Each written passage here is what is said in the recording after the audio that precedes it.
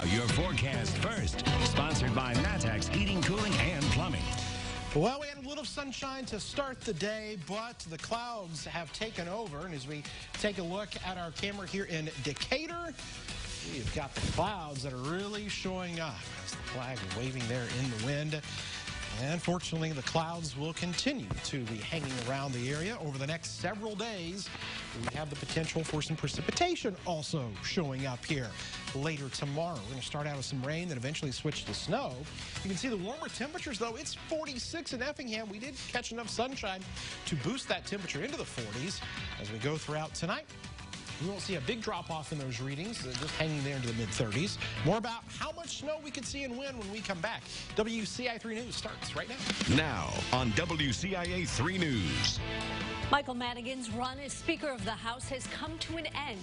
Who House Democrats elected to take his place. Also tonight, we told you about a teacher accused of sending inappropriate messages to students, why he won't be returning to the classroom.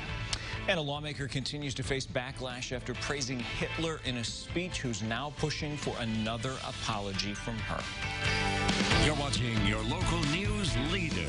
This is WCIA 3 News at 5. To be the first black Speaker of the Illinois House of Representatives. It is the end of an era in Illinois politics. Michael Madigan is out. Speaker Chris Welch, who you saw right there, is in. Good evening. I'm Paul Cicchini. And I'm Jennifer Roscoe. The transition marks the end of Madigan's record run in Illinois, but he's not going away just yet. Our Capitol Bureau Chief, Mark Maxwell, is live in Springfield tonight. And Mark, this is the first new Democratic Speaker in the Illinois House since the 70s.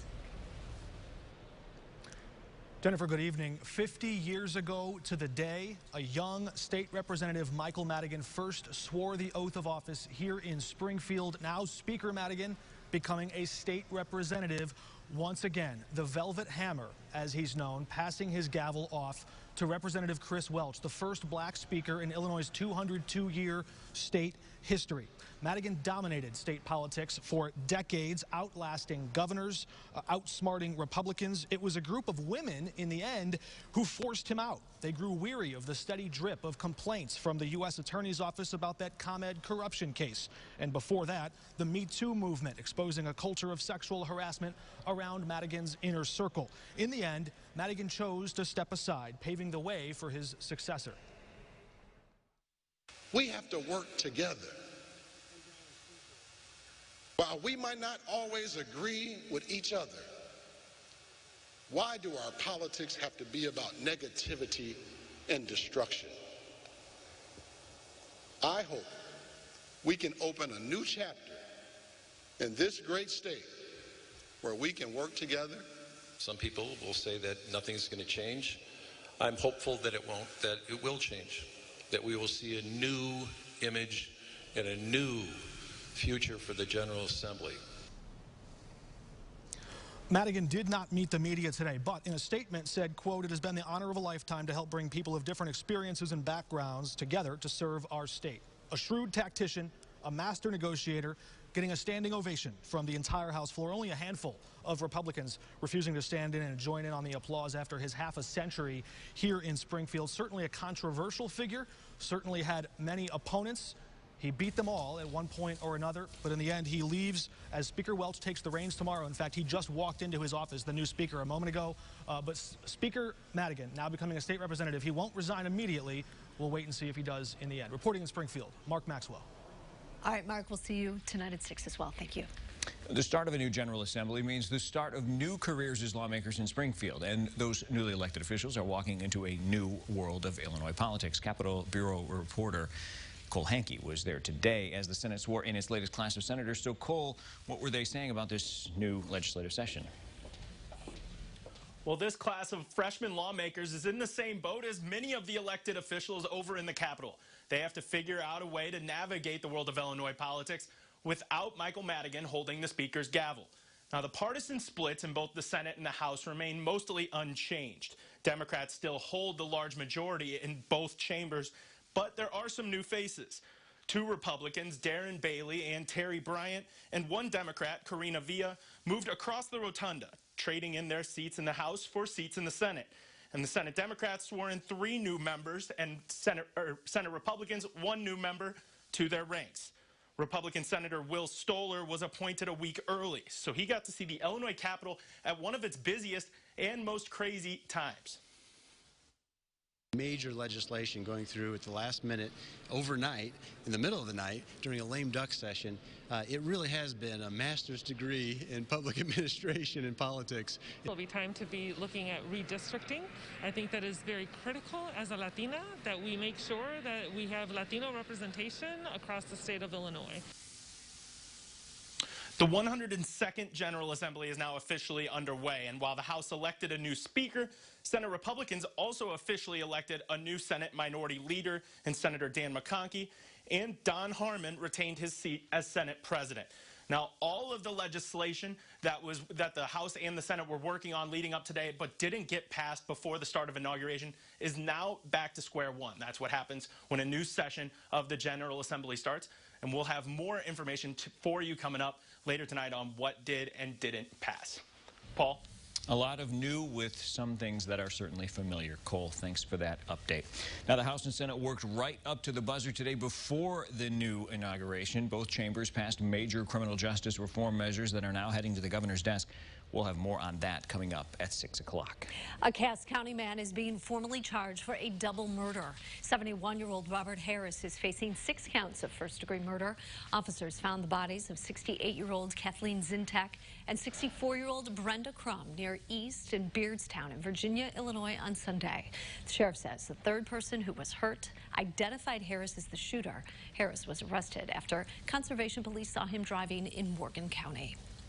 A follow-up for you. A former water superintendent in Ford County has pleaded not guilty to sexual assault and kidnapping. Paul Thiesfield of Roberts is accused of hitting a woman with his car and leaving the scene. Police say he hit her to knock her out and sexually assault her. Thiesfield was a water superintendent for both Roberts and Elliott. He has been fired. Students at Blue Ridge High School accused an English teacher of sending inappropriate messages to minors. Now, a social media post shows the teacher won't be returning. WCIA 3's Jamie Mays joins us from the newsroom tonight. Jamie, you spoke to people in the community. What did they have to say about all of what's happened? Paul, people are upset about the accusations. They're hoping proper action is being taken to protect the students. An English teacher at Blue Ridge High School is accused of sending unwanted and sometimes uncomfortable messages to minors. The school said the accusations came to their attention in September. The district says they immediately started an investigation and spoke with witnesses. We talked to a mother who lives near the school. She homeschools, but says she was impacted by what she heard. Probably a mixture of sad, mad. Just really sad if it's true, and just really angry just that it's going on. Now a message from the superintendent has surfaced on social media. It says, quote, Rob, Duke, and I made an announcement to Blue Ridge High School staff this morning that we wanted to share with the full district. We wanted to inform you that Don Anton has resigned from his teaching position due to personal reasons effective at the end of the 2020-2021 school year. He will not be returning prior to the date of resignation. The community is hoping that they can continue to move past this situation. My hopes are that people will, girls specifically, women, will always be brave enough to come forward. And my hope is that people would find healing, that people would just put on brave boots every single day and stand up for truth and helping others just on their journeys of healing. In Farmer City, Jamie Mays, WCIA 3, your local news leader. The superintendent and the school board president would not comment about the post. Police say they are still investigating. Live in the newsroom, Jamie Mays, WCIA 3, your local news leader. All right, Jamie, thanks. Now, the district said on its website, quote, the district is unable to provide additional details or answer specific questions because of confidentiality requirements involving both personnel and student matters. However, be assured that the school district has taken all precautions to ensure the safety of students, which is the district's highest priority.